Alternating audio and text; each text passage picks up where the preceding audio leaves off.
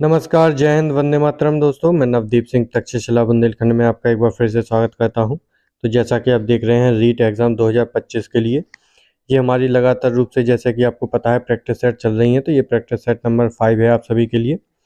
तो जिसने भी पहले वाले प्रैक्टिस सेट ना देखे हों वो रीट एग्ज़ाम 2025 प्रैक्टिस सेट के नाम से जो प्लेलिस्ट बनी हुई है उसमें जाके आप देख सकते हैं। इसमें हम अगला टॉपिक आपका बाल विकास का अधिगम जो है इसके बारे में डिस्कस करेंगे। आपके जो टॉप 10 क्वेश्चन होंगे तो आप ज़रूर नोट डाउन भी कर सकते हैं। जो आपके जितने मनोवैज्ञानिक हैं उन्होंने अधिगम के बारे में क्या क्या कहा है, क्या क्या उससे रिलेटेड है। 10 जो इम्पोर्टेंट क्वेश्चन है आपके टॉप 10 वो इसमें डिस्कस करेंगे। तो इस वीडियो को ज़्यादा से ज़्यादा लाइक करके सभी लोगों तक शेयर जरूर कर दें।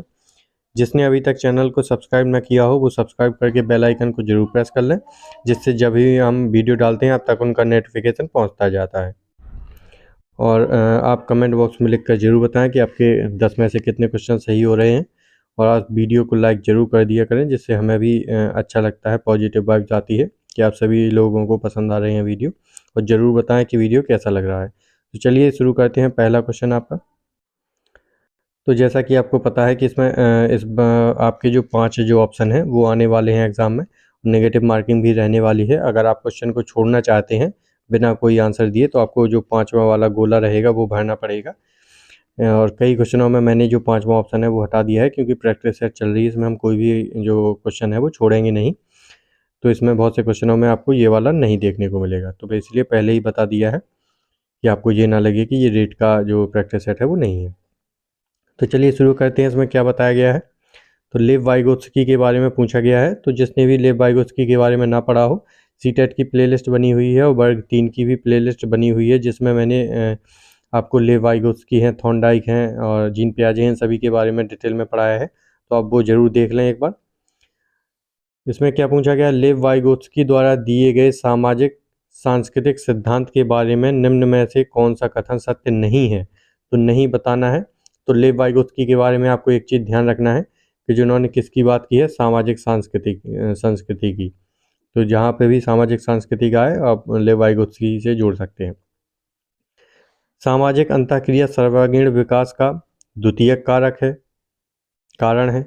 बच्चे जानकार लोगों के साथ अंतःक्रिया और सहयोग से सीखते हैं। ढांचा, जिसको पाठ निर्माण भी कहते हैं, एक ऐसी प्रक्रिया है जिसके माध्यम से शिक्षार्थियों को अस्थायी सहायता प्रदान की जाती है या फिर दूसरों से अधिक जानकार उच्च कौशल स्तर वाले व्यक्ति को समन्वित करता है। दूसरों से अधिक जानकार मतलब MKO, मैंने उसमें अच्छे से बताया है आपको, मोर नॉलेजेबल अदर, जिसके वजह से जानकारी लेके बच्चे सीखते हैं। तो ये आपके लेव वाइगोत्स्की द्वारा बताया गया है। पाड़ का भी लेव वाइगोत्स्की ने दिया है। और बच्चे जानकार लोगों से अंतःक्रिया करके सहयोग करके सीखते हैं, ये भी बिल्कुल सही है। तो हमें नेगेटिव ढूंढना था, जो सत्य नहीं था। तो आपका क्या हो जाएगा, ऑप्शन नंबर 1 आपका बिल्कुल सही हो जाएगा, ऑप्शन नंबर 1। तो आप ज़रूर वो वाले वीडियो ज़रूर देख लें, मैं इसमें पिन करवा दूंगा आपको, जिससे आपको उनके वो लिंक वगैरह मिल जाएंगे। आगे चलते हैं। इस क्वेश्चन में क्या पूछा गया है आपसे, जीन पियाजे के अनुसार निम्न चरणों में से कौन सा बच्चा अमूर्त प्रस्ताव के बारे में तार्किक रूप से सोचना शुरू कर देता है। तो अमूर्त जो जीन पियाजे की 4 जो अवस्थाएं हैं उनमें से किसमें जो अमूर्त के बारे में सोचना शुरू करता है। संवेदी पेशी अवस्था जो जन्म से 0 से 2 वर्ष होती है। पूर्व संक्रियात्मक अवस्था 2 से 7 वर्ष चलती है। मूर्त संक्रियात्मक 7 से 12 वर्ष चलती है। और अमूर्त संक्रियात्मक अवस्था 11 वर्ष से या उससे ऊपर आपकी रहती है। तो आप ये भी ध्यान रखें कि इनके जो जन्म दे के ये भी पूछ लेते हैं कि इनमें कौन सी अवस्था है। क्वेश्चन आ सकता है 2 से 7 वर्ष तक कौन सी अवस्था चलती है। तो पूर्व संक्रियात्मक, आपको इनके जो जन्म और उनकी अवस्था भी याद करनी है। तो इसमें कौन सी अमूर्त प्रकार से सोचती है। तो आपकी जो चौथी अवस्था हो जाएगी अमूर्त संक्रियात्मक, कॉन्क्रीट ऑपरेशनल स्टेज जिसको बोलते हैं। इसमें बच्चा अमूर्त रूप से चिंतन करने लगता है। तो आपका ऑप्शन नंबर 4 इसका बिल्कुल सही आंसर हो जाएगा। आगे चलते हैं। इस वीडियो को सभी दोस्तों तक, मित्रों तक शेयर ज़्यादा से ज़्यादा जरूर कर दें और लाइक जरूर कर दें। ब्रूनर के विचार में संज्ञानात्मक प्रक्रिया एक साथ किन समकालिक प्रक्रियाओं को संलग्न करती है। तो किन को एक साथ संलग्न करती है, नए ज्ञान, सूचना का अर्जन, अर्जित ज्ञान का परिवर्तन, नए ज्ञान की पर्याप्तता की जांच करना या फिर सभी। तो इन चारों में से किसका जो है वो समकालिक प्रक्रियाओं को संलग्न करती है, तो ब्रूनर के विचार में। तो आपका जो सही आंसर हो जाएगा वो हो जाएगा ऑप्शन नंबर 4। तो इन तीनों को जो है वो करती है, तो ऑप्शन नंबर 4 इसका बिल्कुल सही आंसर हो जाएगा। आप जरूर नोट डाउन भी कर सकते हैं। आगे चलते हैं अगले क्वेश्चन में। इसमें अल्बर्ट बंडूरा के बारे में पूछा गया है। बंडूरा का मानना है कि एक बच्चा डैश के माध्यम से सीखता है, तो किसके माध्यम से सीखता है? अनुकरण, अभिप्रेरणा, अंतर्दृष्टि या फिर पुनर्बलन। तो बंडूरा के अनुसार बच्चा किसके द्वारा सीखता है? तो इसका जो सही आंसर हो जाएगा वो क्या हो जाएगा? तो इसका जो बिल्कुल सही आंसर हो जाएगा वो हो जाएगा आपका ऑप्शन नंबर 1, अनुकरण। अनुकरण के द्वारा जो वो सुनता है, देखता है, उसी के हिसाब से वो बच्चा सीखने लगता है, तो ये अनुकरण कहलाता है। तो इसका ऑप्शन नंबर 1 बिल्कुल सही आंसर हो जाएगा आपका। अगले क्वेश्चन पर चलते हैं। अगले क्वेश्चन में क्या पूछा गया है, या आपसे स्किनर के बारे में पूछा गया है। देख रहे हैं आप कि हर क्वेश्चन में अलग अलग जो आपके मनोवैज्ञानिक हैं उनसे सवाल बन रहे हैं, जिससे आपका ज़्यादा से ज़्यादा जो टॉपिक है वो कवर हो सके, और यहाँ से 100% आपसे क्वेश्चन पूछे जाएंगे। तो इस प्रैक्टिस सेट को अच्छे से ज़रूर करें जब तक आपका एग्ज़ाम होता है। तब तक आप जितना ज़्यादा प्रैक्टिस सेट हो सकें, ऐसे वन लाइनर में भी आप याद कर सकते हैं, तो इसको ज़्यादा से ज़्यादा करें। स्किनर के अनुसार व्यवहार को आकार देने का अर्थ क्या है? सतत अभ्यास करवाना जब तक अभ्येता पूर्ण रूप से सीख जाए। यह अति प्रचुर अधिगम का दूसरा नाम है। यह कार्य को आसान छोटे पदों में बांटता है ताकि हर पद पर पुनर्बलन प्रदान किया जा सके। यह अधिगम की प्रवीणता है। तो क्या इसका सही आंसर हो जाएगा? तो आपको एक जो की पॉइंट है वो याद रखें, स्किनर हमेशा पुनर्बलन की बात करते हैं आपका।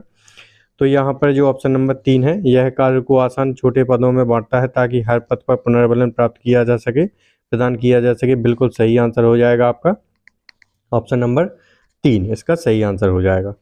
तो आप आगे चलते हैं अगले क्वेश्चन में। चिंपैंजी, आप देख रहे हैं हर एक जो मनोवैज्ञानिक है उनसे क्वेश्चन पूछे जा रहे हैं। आप जरूर कमेंट बॉक्स में बताएं कि चिंपैंजी पर कौन से मनोवैज्ञानिक ने जो है वो अपने प्रयोग किए थे, उनका नाम आप कमेंट बॉक्स में जरूर लिखें।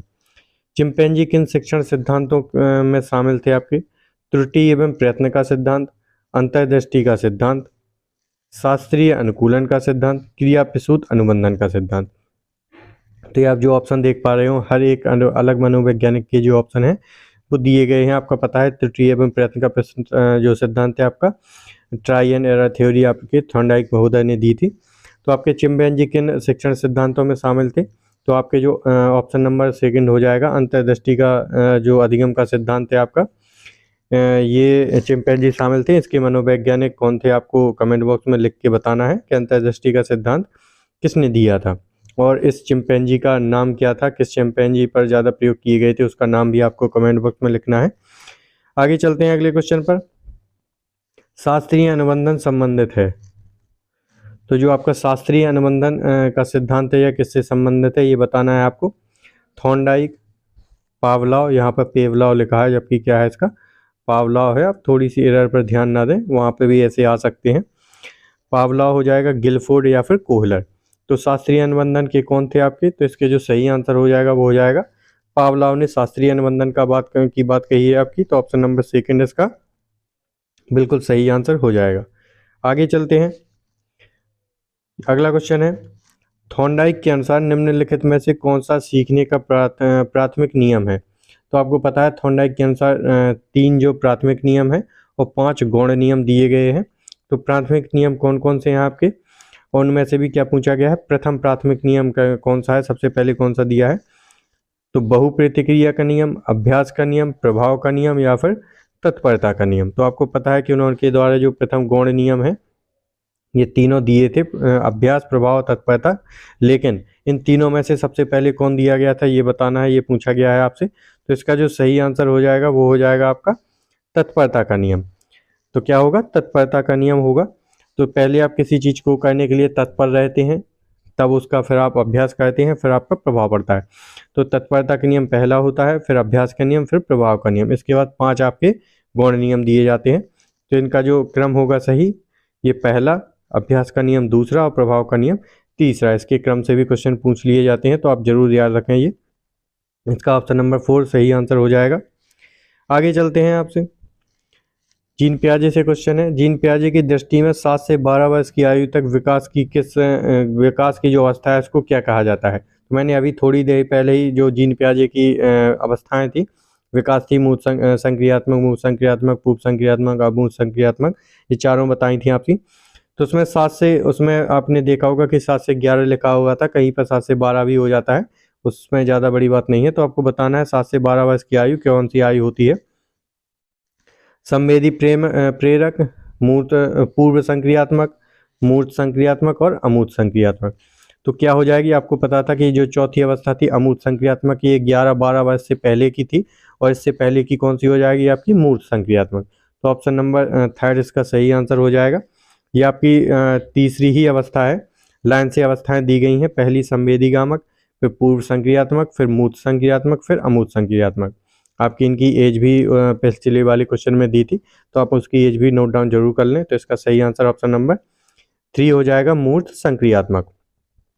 आगे चलते हैं, थोड़ा जल्दी कुछ वीडियो बना रहे हैं जिससे आपका समय भी वेस्ट ना हो, अब तक ज़्यादा से ज़्यादा जानकारी जो है वो पहुंचती रहे। अगला क्वेश्चन हो गया है, ये आपके 10 क्वेश्चन जो है वो कंप्लीट हो चुके हैं आपके पूरे। तो 10 में से कितने क्वेश्चन आपने सही किए हैं ये आप कमेंट बॉक्स में लिख के ज़रूर बताएं। और जो एक क्वेश्चन पूछा गया है वो उसका जो आंसर है वो ज़रूर दें कि चिंपैंजी का नाम क्या था और किस मनोवैज्ञानिक द्वारा वो अंतर्दृष्टि का सिद्धांत दिया गया है। तो इस वीडियो को ज़्यादा से ज़्यादा लाइक करके अपने सभी दोस्तों तक शेयर जरूर कर दें। मिलते हैं अगली प्रैक्टिस सेट में। जय हिंद दोस्तों।